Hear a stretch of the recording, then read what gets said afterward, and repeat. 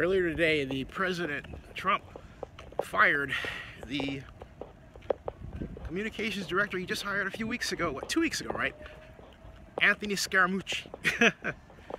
Wow. And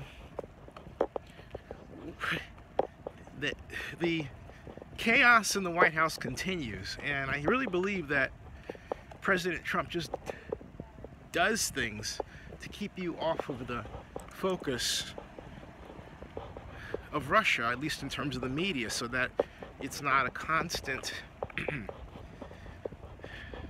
point of new content being created and new media conversations held, right? But what a way to not run a White House. That's really summarily embarrassing, you know? It's not, in my lifetime, the kind of scenario I thought I'd ever see. The President of the United States is supposed to represent organizational and show organizational stability. This president is showing organizational instability. The President of the United States is supposed to exhibit professionalism and competence. This president and staff is exhibiting just the opposite. And that has always been the image that we take around the world. For all that was expressed that was fearful of President Reagan, no one accused either he or his staff of being wildly unprofessional. They were afraid, people like myself, that Reagan might get us into a nuclear war with Russia.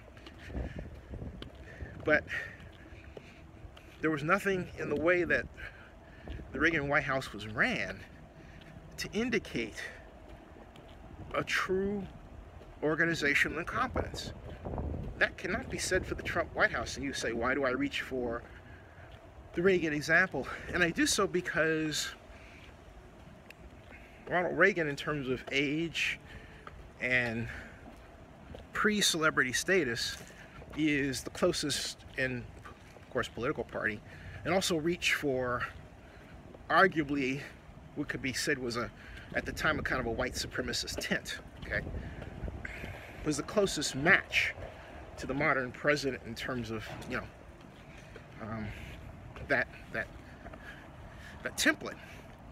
But look, Donald Trump has gone so far off the path. Also, you have to talk about Trump's ability to tap into an anger among a part of our society, a large and significant one at that.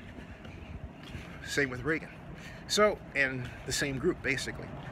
So, that's why I use Reagan as the example, but I digress. The situation now is that we have a White House that claims to be guiding the United States. It doesn't even look like it can guide itself.